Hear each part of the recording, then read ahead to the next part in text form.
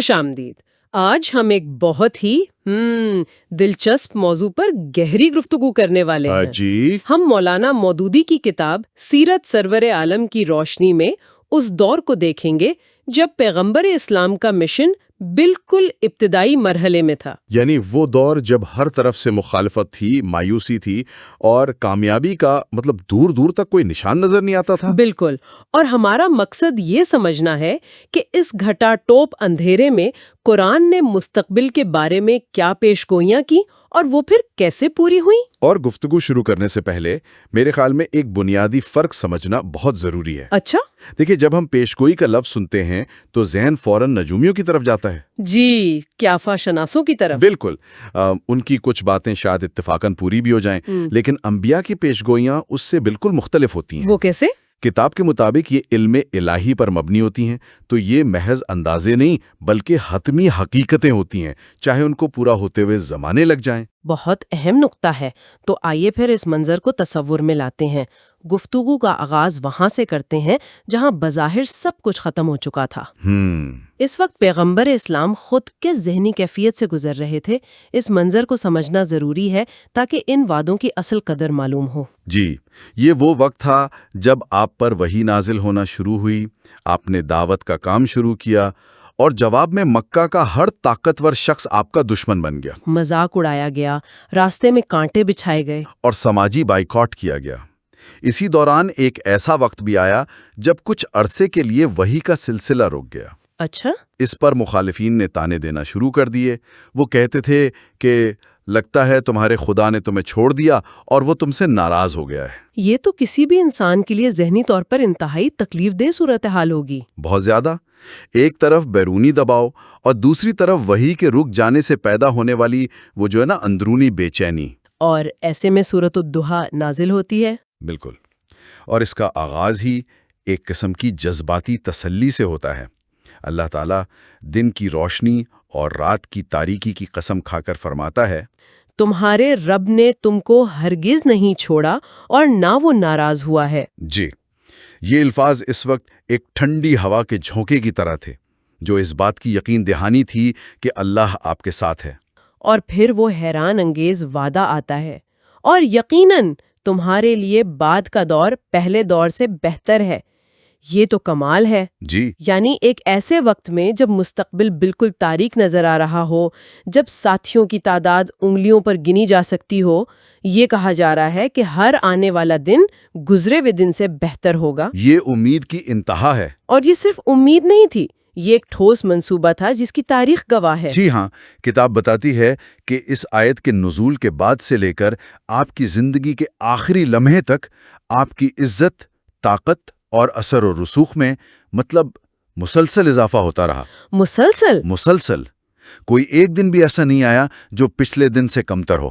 یہ سلسلہ مکہ کی گلیوں سے شروع ہوا، پھر مدینہ میں ایک ریاست کی شکل اختیار کی اور پھر پھیلتا چلا گیا، یہاں تک کہ اس وقت کی جو دو سپر پاورز تھیں، رومی اور پارسی سلطنتیں، وہ اس کی سرحدوں سے آ ٹکرائیں۔ بالکل، یعنی یہ صرف مقامی کامیابی نہیں تھی، یہ تو عالمی سطح پر طاقت کے توازن کو چیلنج کرنے والی بات ہو گئی۔ اور کتاب یہ بھی کہتی ہے کہ یہ وعدہ صرف دنیا تک محدود نہیں تھا۔ جی ہاں، یہ نقطہ بہت اہم ہے۔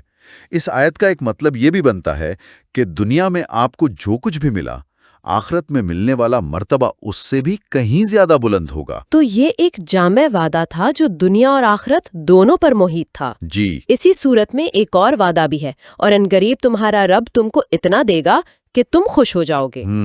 یہ خوش ہو جاؤ گے والی بات بھی بہت گہری ہے۔ اس وقت کے ایک عرب رہنما کے لیے سب سے بڑی خوشی کیا ہو سکتی تھی؟ کیا یہ صرف سیاسی غلبے کی خوشی تھی یا کچھ اور؟ یہ بہت اچھا سوال ہے۔ کتاب کے مطابق یہ خوشی صرف زمین فتح کرنے یا خزانے حاصل کرنے کی نہیں تھی۔ تو پھر کیا تھی؟ یہ اس مشن کی تکمیل کی خوشی تھی جس کے لیے آپ پریشان رہتے تھے۔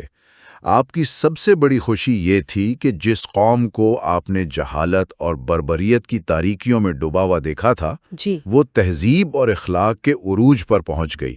پورا جزیرہ نما عرب ایک خدا کی عبادت کرنے لگا، صدیوں پرانی دشمنیاں ختم ہوئیں اور ایک ایسا معاشرہ قائم ہوا جو عدل و انصاف کا نمونہ تھا۔ یہ تھی وہ کامیابی جس نے آپ کو حقیقی خوشی دی۔ بالکل۔ تو پہلی صورت مستقبل کی کامیابی اور ذاتی اطمینان کا وعدہ کرتی ہے، لیکن اتنی بڑی کامیابی کے لیے جو ہمت اور نفسیاتی مضبوطی چاہیے اس کا بھی کوئی ذکر ہے؟ جی ضرور ہے۔ کیونکہ ایک تنہا انسان کا پوری دنیا سے ٹکرا جانا کوئی معمولی بات تو نہیں ہے۔ بالکل، اور ہمیں کتاب سے پتہ چلتا ہے کہ اسی ابتدائی دور میں ایک اور سورۃ الانشراح نازل ہوئی جو خاص طور پر اسی نفسیاتی بوجھ اور ہمت کی بات کرتی ہے۔ اور اس کا آغاز ہی اس سوال سے ہوتا ہے، کیا ہم نے تمہارا سینہ تمہارے لیے کھول نہیں دیا؟ جی، سینہ کھول دینا یا شرح صدر، اس کا کیا مطلب ہے؟ یہ کوئی جسمانی عمل تو نہیں لگتا؟ نہیں، یہ ایک ذہنی اور روحانی کیفیت ہے۔ اس کے دو بڑے مفہوم ہیں۔ اچھا، وہ کیا ہے؟ پہلا ہے فکری اور روحانی کشادگی۔ دیکھیں نا، نبوت سے پہلے آپ اپنی قوم کی حالت دیکھ کر شدید کرب میں مبتلا تھے۔ آپ کو یہ تو معلوم تھا کہ یہ سب غلط ہے، لیکن صحیح راستہ کیا ہے اس کا علم نہیں تھا۔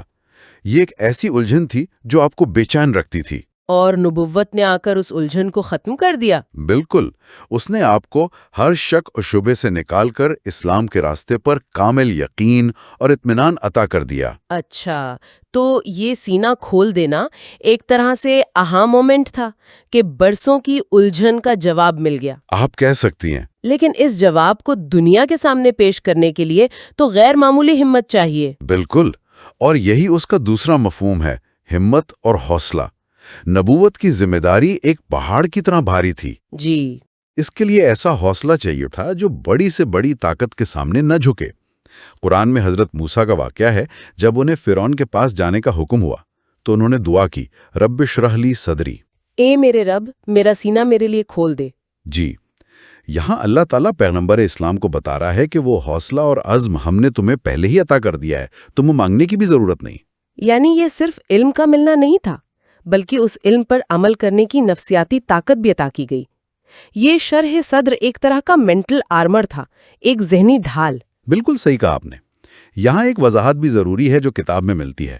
جی، کچھ لوگ اس آیت کو شق صدر یعنی سینہ چاک کرنے کے معجزے سے جوڑتے ہیں، جس کا ذکر احادیث میں ہے۔ اچھا، لیکن مولانا مودودی واضح کرتے ہیں کہ زبان اور آیت کے سیاق و سباق کے لحاظ سے یہاں یہ مراد لینا درست نہیں لگتا۔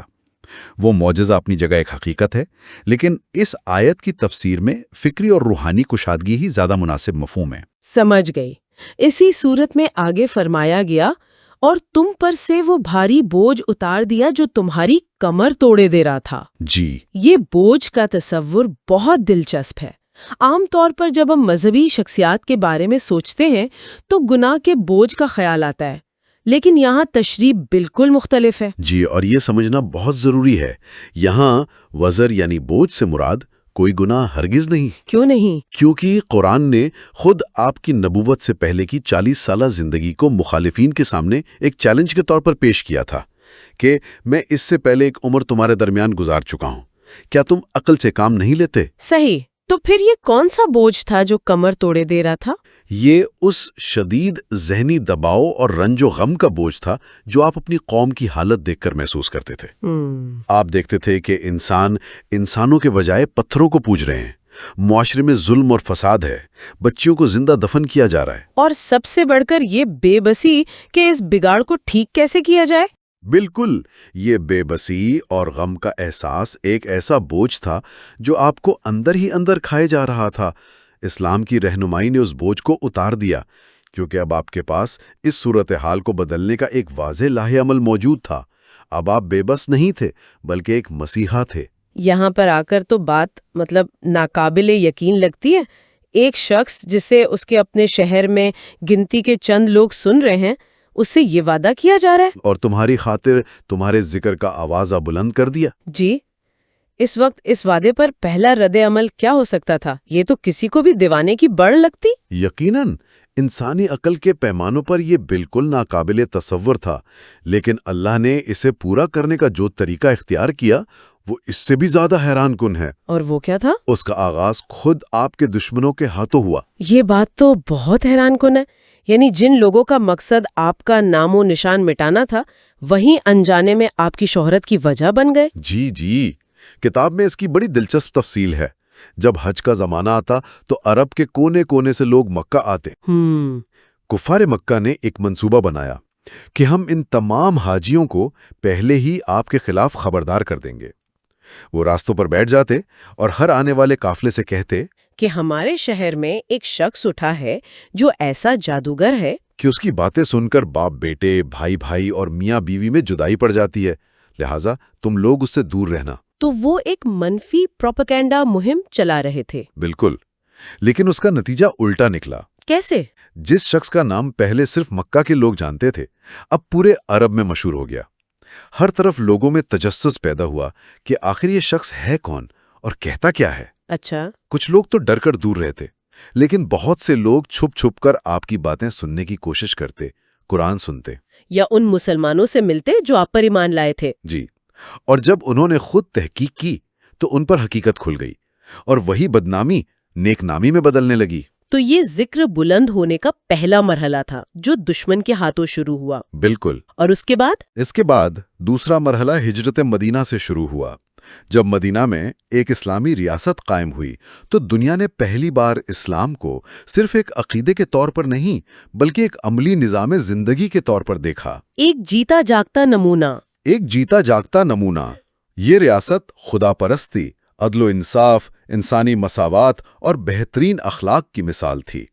इसने तलवार से ज्यादा अपने किरदार से लोगों के दिलों को फतह किया। और फिर तीसरा मरहला जो आज तक जारी है। जी, तीसरा और दायमी मरहला। आज दुनिया का कोई गोशा ऐसा नहीं जहां मुसलमानों की आबादी हो और दिन में 5 बार मीनाहों से अशहदु अन्ना मुहम्मदर रसूलुल्लाह की सदा बुलंद न होती हो। करोड़ों मुसलमान हर नमाज में आप पर दुरूद भेजते हैं, खुतबों में आपका नाम लिया जाता है और आपकी सीरत का जिक्र हर महफिल में होता है। ये उस वादे की ऐसी जिंदा और खुली हकीकत है जिसका उस वक्त कोई तसव्वुर भी नहीं कर सकता था। जी बिल्कुल। तो आज की गुफ्तगू का खुलासा ये है कि कुरान ने पैगंबर इस्लाम से उस वक्त वादे किए जब हालात बदतरीन थे। मुस्तकबिल की कामयाबी का वादा, ज़हनी सुकून की बशारत और दुनिया भर में जिक्र की बुलंदी का मुश्ता। और तारीख ने ये साबित किया कि ये तमाम वादे हर्फ द हर्फ पूरे हुए। जी बिल्कुल। और किताब का हतमी तज्जिया ये है कि ये पेशगोइयां इस पैगाम के इल्हामी होने और पैगंबर की सच्चाई की वाज़ेह दलील हैं। यानी किसी इंसान के लिए ये मुमकिन नहीं था। किसी इंसान के लिए, खास तौर पर उस वक्त के अरब जैसे मुआशरे में, ना तो इतनी बड़ी तब्दीली लाना मुमकिन था और ना ही इतनी कतियत के साथ उसके हर मरहले की पेशगोई करना मुमकिन था। ये सब इस बात का सबूत है कि ये सब कुछ एक बालातर ताकत की मंसूबाबंदी से हो रहा था। और ये हमें सोचने पर मजबूर करता है। जी, आज की गुफ्तगू से जो एक मरकजी ख्याल उभरता है वो ये है कि किस तरह दुश्मनों का प्रोपेगेंडा उन्हीं के खिलाफ हो गया और अनजाने में पैगंबर के मकसद को आगे बढ़ाने का जरिया बन गया। ये एक अहम सवाल पैदा करता है जी, जिस पर सामीन गौर कर सकते हैं। नजरियात की किसी भी जंग में अक्सर ऐसा क्यों होता है कि शदीद मुखालफत जिसका मकसद किसी पैगाम को दबाना होता है, सितम ज़रीफ़ी ये है कि वही उसके फैलने का सबसे बड़ा जरिया बन जाती है।